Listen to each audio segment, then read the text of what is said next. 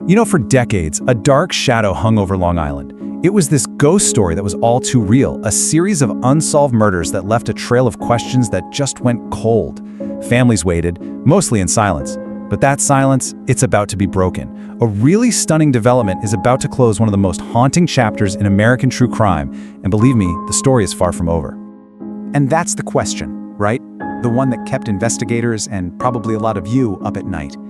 The discovery of human remains scattered along that desolate beach wasn't the end of a crime. Oh no, it was the beginning of a terrifying puzzle. And for years, it was a puzzle that seemed like it would just never be solved. So, think about this. It all started with a search for just one missing woman back in 2010. But what police stumbled upon instead was, well, it wasn't one person. It was a graveyard. This horrifying discovery kicked off a massive investigation, and it revealed a pattern of death that went back years, confirming Long Island's absolute worst fear. A serial killer was living right there among them. But here's the thing about cold cases. Sometimes they're not frozen solid. They just need a spark. And for this one, a combination of new technology and just sheer, old-fashioned determination was about to change absolutely everything. Years of painstaking police work were finally closing in on that specter that haunted Gilgo Beach. I mean, just look at this timeline. It's absolutely staggering. The first known victim, Sandra Castilla, was murdered way back in 1993. It wasn't until 2010 that the true scale of this horror even began to surface. And even then, there was a 12-year gap, just a wall of silence, until a new task force in 2022 found a single thread to pull, and that one thread led them straight to the arrest of Rex Heuermann, a Manhattan architect hiding in plain sight in July of 2023. So the big question is, how did they finally get him? How did they unmask this ghost? Well, the forensic signature was just undeniable. It all started with a critical witness tip about a Chevrolet Avalanche. From there, they basically created a digital trap, meticulously following the breadcrumbs left behind by burner phones he allegedly used to contact the victims. But the final, absolute nail in the coffin? A piece of DNA, taken from a pizza crust he threw in a Manhattan garbage can. It was a direct match to evidence left at the crime scenes. The net was closing, and it was closing fast. And if that's not chilling enough, listen to this. On his computer, investigators found what they're calling a blueprint for murder.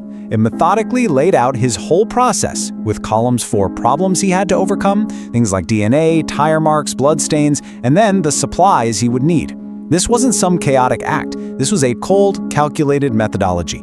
It revealed a level of premeditation that is just terrifying. Okay, so we've talked about the evidence, the police work, but behind all of that, there's a story that is so much more important. This isn't just about a killer, it's about the lives that were stolen, and it is so crucial that we remember them now. 7 women, 7 lives, each one cut short. For decades, some of their families had to live with the agony of not knowing what happened. Now, their stories and their names are right at the very center of this case. When you look at the charges against Heuermann, you see this horrifying timeline of terror that stretches back for decades. We remember Sandra Castilla, killed in 1993, Valerie Mack, whose remains were found in 2000, and Jessica Taylor, who just vanished in 2003.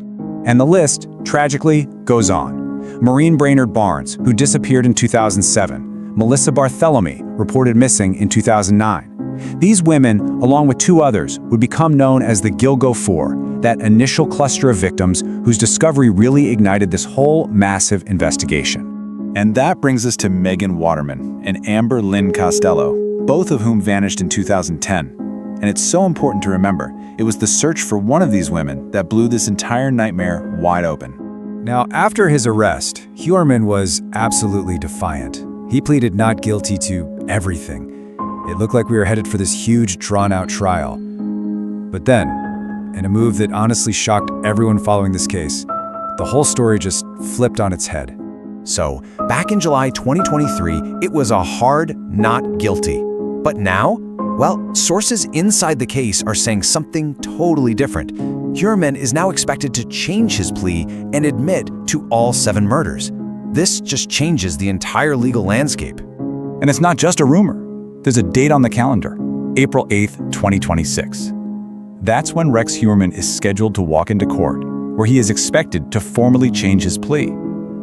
This would completely bypass the trial they had planned, bringing a really sudden end to what everyone expected would be a long, long courtroom battle. So, a guilty plea. That means a conviction. And for the families who have waited for so long, it means the man they believe is responsible will finally be held accountable. But does a conviction without a trial really mean we get the whole story? And that's exactly what the families are worried about.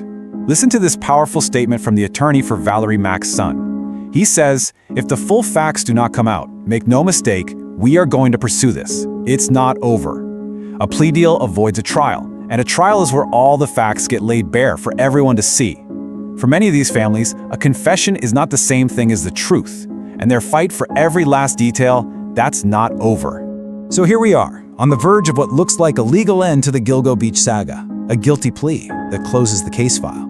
But it doesn't just magically erase all the questions that have haunted Long Island for a generation, does it? Justice, it seems, is coming. But the whole truth, the entire horrifying story of that dark shadow, well, that might stay buried forever in the silence of a killer.